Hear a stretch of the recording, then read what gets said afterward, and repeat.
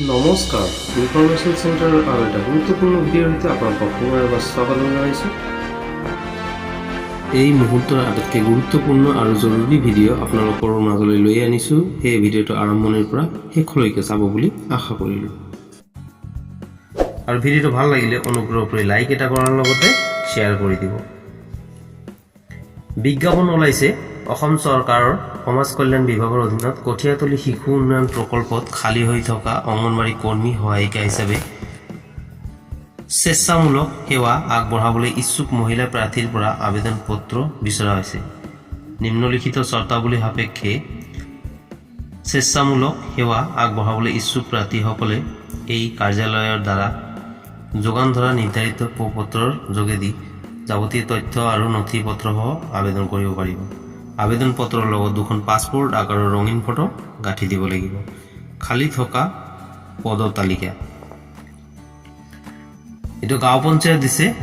এই 1ৰ পৰা চাওক 42 নম্বৰলৈকে, অৰ্থাৎ 42টা কেন্দ্ৰত ল'ব কৰ্মী আৰু সহায়িকাৰ পদৰ বাবে। গাঁও পঞ্চায়তৰ নাম দিছে 1 বৰমপুৰ,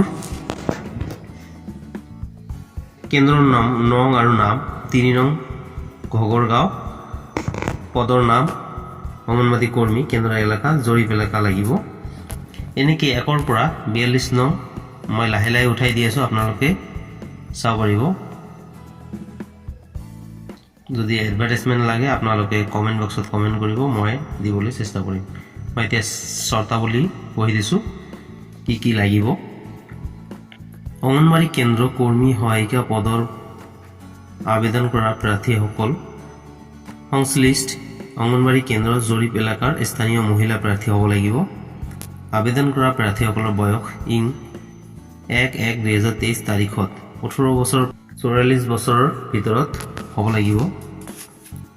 অংগনবাড়ী কেন্দ্ৰৰ কৰ্মী পদৰ বাবে শিক্ষাগত অৰ্হতা অসম চৰকাৰৰ দ্বাৰা অনুমোদিত বৰ্ডৰ পৰা উচ্চতৰ মাধ্যমিক পৰীক্ষাত HSLC উত্তীৰ্ণ হ'ব লাগিব, অৰ্থাৎ তেওঁ লগতে নম্বৰৰ তালিকা মাৰ্কশ্বিট গাঁঠি দিব লাগিব।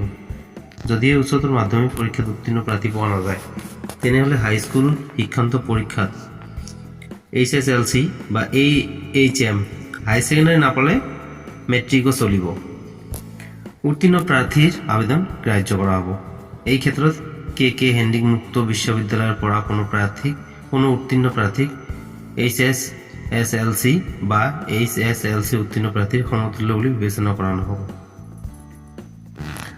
4 নম্বৰ, অংগনবাড়ী কেন্দ্ৰ সহায়িকা পদৰ বাবে শিক্ষাগত অৰ্হতা অসম চৰকাৰৰ দ্বাৰা অনুমোদিত বৰ্ডৰ পৰা হাইস্কুল শিক্ষান্ত পৰীক্ষা HSLC বা AHM উত্তীৰ্ণ প্ৰাৰ্থী হ'ব লাগিব। যদিহে উত্তীৰ্ণ প্ৰাৰ্থীৰ আবেদন পোৱা নাযায় তেনেহ'লে 9ম শ্ৰেণী উত্তীৰ্ণ প্ৰাৰ্থীৰ আবেদন গ্ৰাহ্য কৰা হ'ব।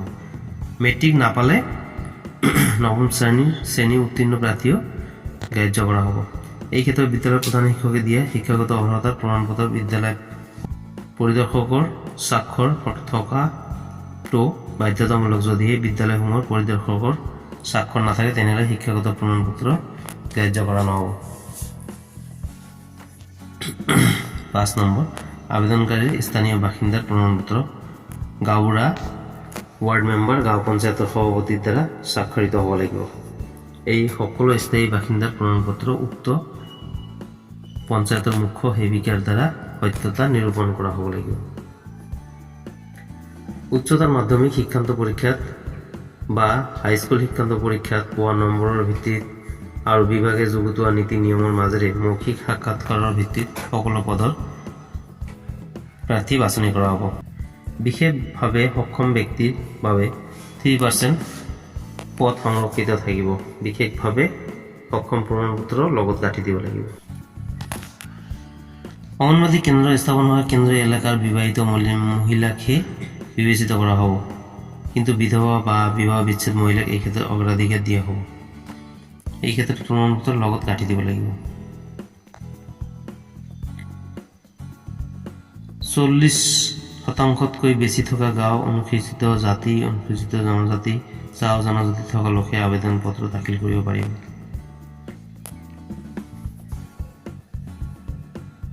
আবেদন পত্ৰৰ লগত দিয়া প্ৰত্যেকখন প্ৰত্যায়িত কপিত স্বাক্ষৰ কৰা হ'ব লাগিব, তাৰমানে সেলফ এটেস্টেড লাগিব।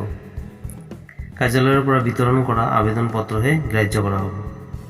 সাক্ষাৎকাৰৰ সময়ত মূল অৰিজিনেল প্ৰমাণপত্ৰ দাখিল কৰিব লাগিব। যিবোৰ আপোনালোকে ডকুমেণ্ট ছাবমিট কৰিব এইবোৰ অৰিজিনেল কপি, তেতিয়া আপোনালোকে এইবোৰ শ্ব' কৰিব লাগিব। সাক্ষাৎকাৰৰ দিন, সময়, স্থান ইত্যাদি এলেকা মুখ্য সেৱিকা আৰু স্থানীয় গাঁওবুঢ়াৰ জৰিয়তে জনোৱা হ'ব। আবেদন দাখিল কৰা বিবেচিত প্ৰাৰ্থীসকলে ব্যক্তিগতভাৱে কোনো চিঠি আদিৰে জনোৱা নহ'ব। বাছনি হোৱা প্ৰাৰ্থীসকলৰ কাম কৰাৰ বয়স 60 বছৰ বয়সলৈকে চাকৰিৰ কাৰ্যকাল শেষ হ'ব। আবেদন পত্ৰ পুৱা 11 বজাৰ পৰা 3 বজাৰ ভিতৰত সংগ্ৰহ কৰিব লাগিব। আপোনালোকে এইবিলাক পঢ়ি ল'ব। মূল পাৰিতোষিকটো কৈ দিছোঁ।